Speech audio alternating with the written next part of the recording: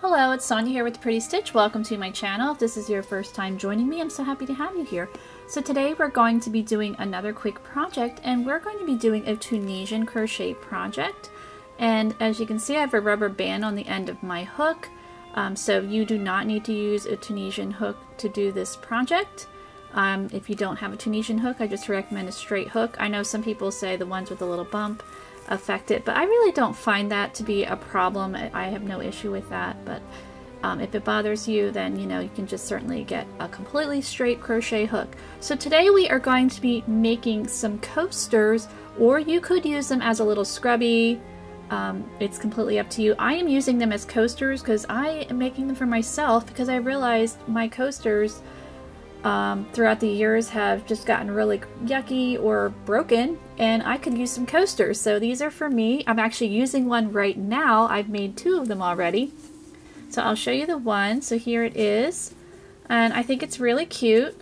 And I have another one, and it's currently in use. I have my water on it, and I have, this one is blue and white. They're both blue and white, but the other one is, the main color is white, and then the trim is blue. And so this is going to be a mitered square Tunisian project, and I'm using one of my absolute favorite stitches in Tunisian crochet, the honeycomb stitch here. I just love it so much, and so I wanted to make a project with that for this series. Okay, so for this project I am using some cotton yarn, and I do recommend a yarn with some natural fiber in it if you're going to make these as coasters, because it will just need a light block, and natural fibers just block better than acrylic. And so this is 100% cotton. I believe it's Lily Sugar and Cream yarn, and so I'm going to be using this white, and then I do have this blue for the trim here. So let's get started. And if you have never done Tunisian crochet, I do have a whole playlist. I can link it for you in the description box and in the little eye if you want to check that out. Alright, so to get started, we are going to chain 23.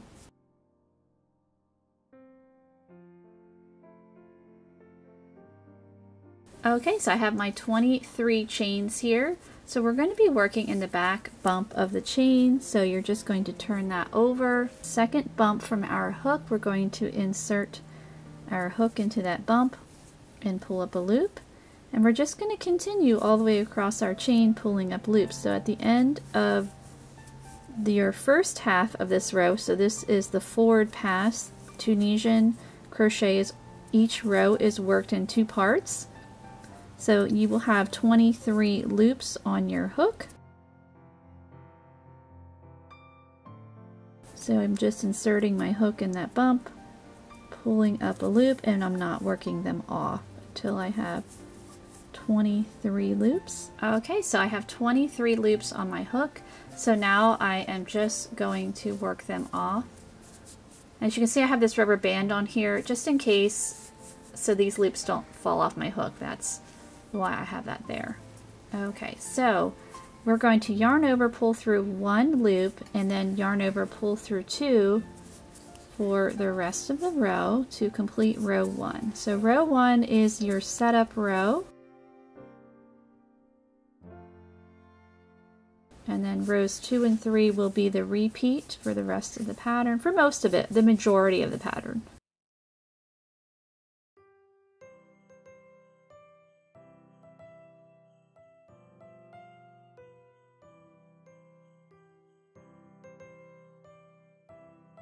Okay, so row 1 is complete. So what we're going to do is, in our first stitch here, our first bar, we're going to work a purl stitch. So you want to have your yarn in front, insert your hook around that bar, and pull up your loop. And then your next stitch is going to be Tunisian simple stitch. So we have 3 loops on our hook. So we're going to continue, next one is going to be purl. You're going to continue alternating between purl, simple, until we have 10 loops on our hook. So now I have my purl stitch, so you can see the little purl right there, the little nub. So the next one is simple stitch. And again, we're doing this until we have 10 loops on our hook.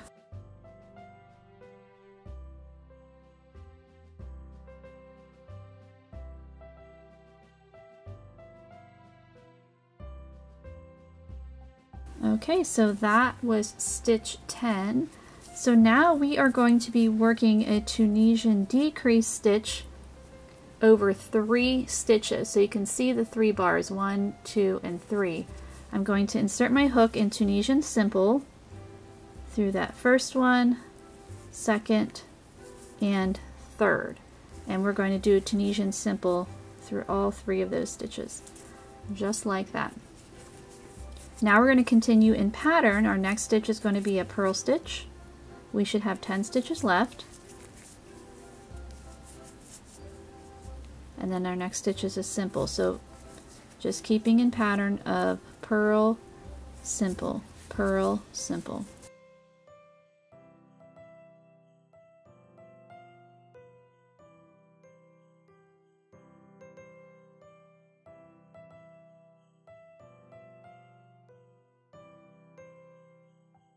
Okay, and now I'm at my last stitch. So it looks like kind of like a chain on the end there. So you're going to insert your hook in that chain, and this is a Tunisian knit stitch.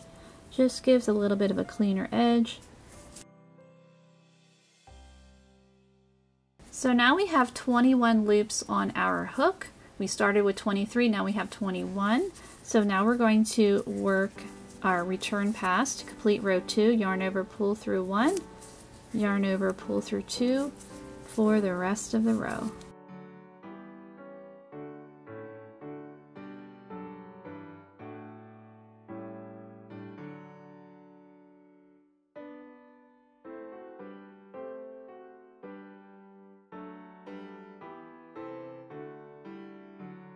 Okay, so we have worked row 2.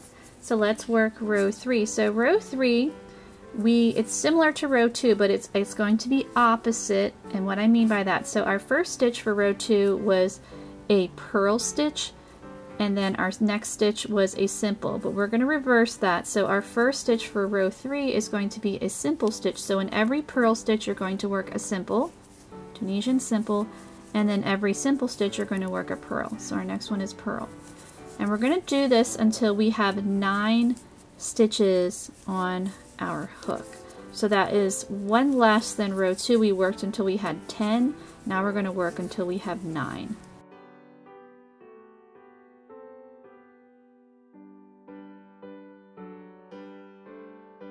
So I have 9 stitches on my hook. So here is those 3 stitches that we decreased. This is the decrease stitch here. We're going to do the same thing.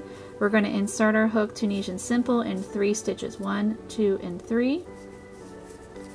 Yarn over, pull through all 3 of those guys, and we have created that. It's like a large decrease stitch. So now we're going to continue in pattern. So our next stitch is a simple, so we need to work a purl stitch. And now we need to work a simple.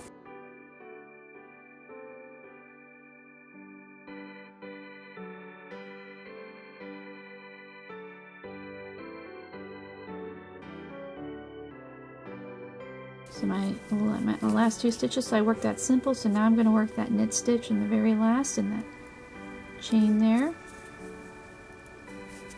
And so now we will have 19 stitches on our hook. So for row 3 we still need to work our return pass. So for each row that we do, we'll decrease by 2. So we started off with 23, then row 2 it was 21, now row 3 it is 19.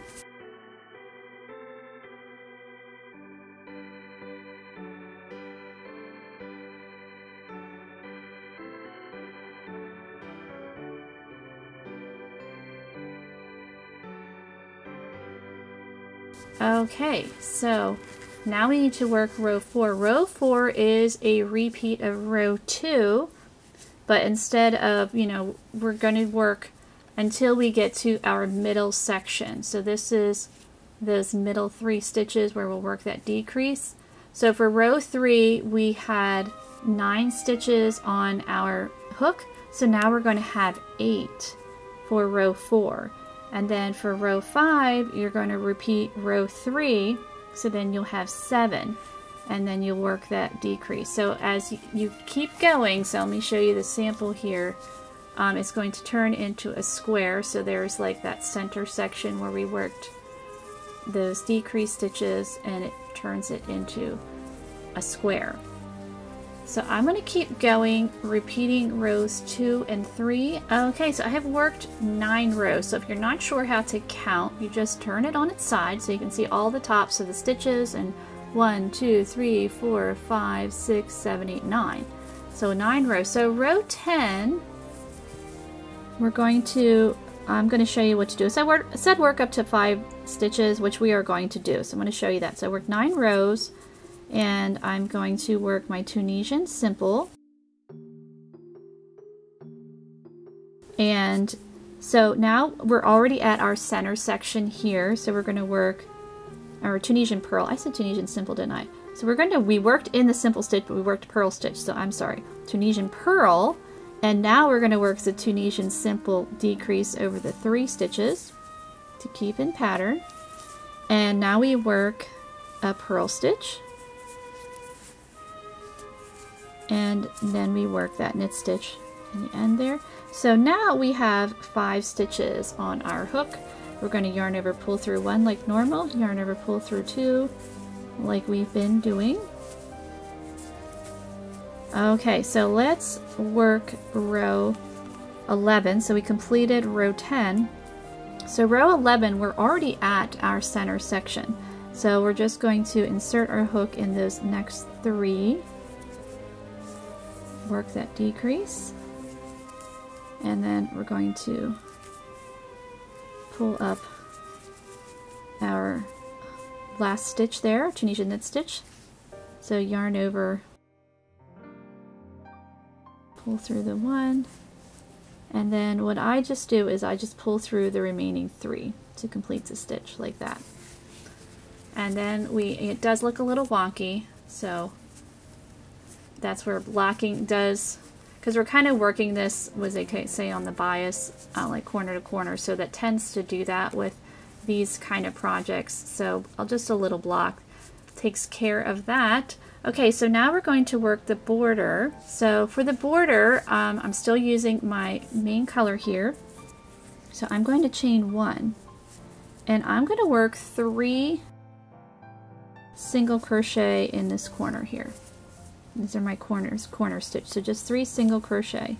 So now we're working regular single crochet.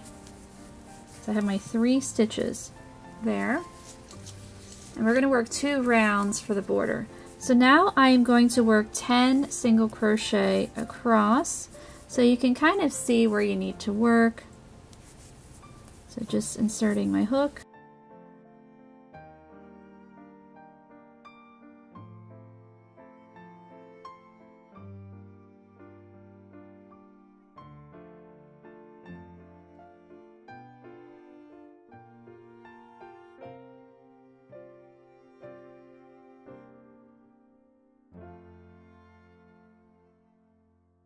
Pulling up extra loops there. Don't want to do that. Okay, so I have 10 stitches. So now I need to work 3 stitches in my corner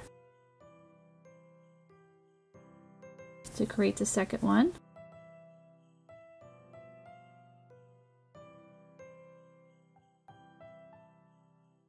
And now I'm just going to continue across, working 10 stitches, and then I'm going to work 3 in the next corner.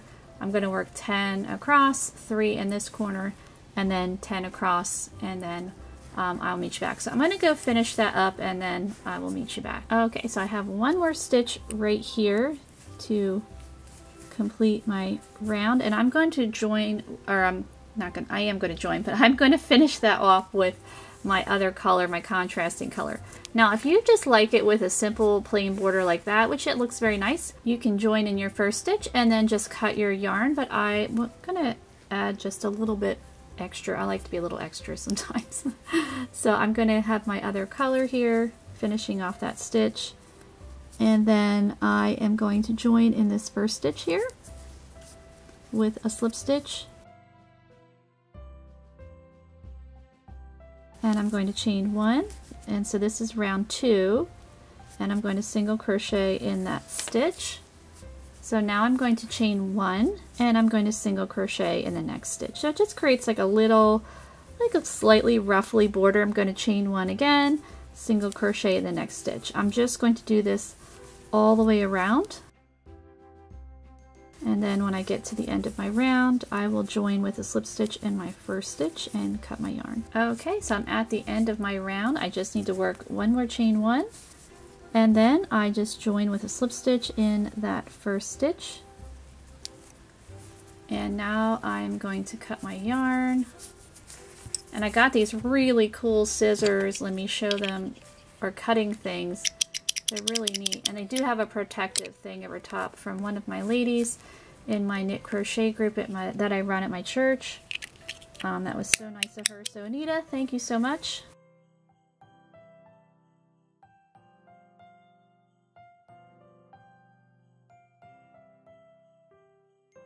Okay, so as you can see, it's a little bit roughly, so that's why a little light block will come in handy for this project. So of course you're going to need to weave in any loose ends, and then as I said before, just a light block. So here is all, that's the wrong side. So here's all 3 of the ones that I made. So I'm going to have a nice little matching set here.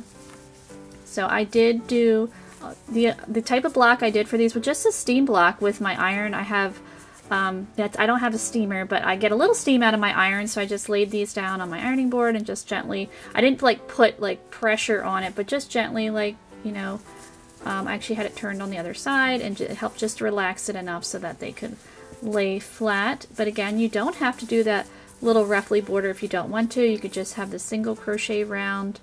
You could even do a different border if you wanted to do like reverse single crochet. It's also called crab stitch. Those also make really nice borders as well. But I really like this project, and I'm keeping this one for myself because I do need some coasters. So I hope you enjoyed this project, and if you did, please like and subscribe, and thank you so much for watching.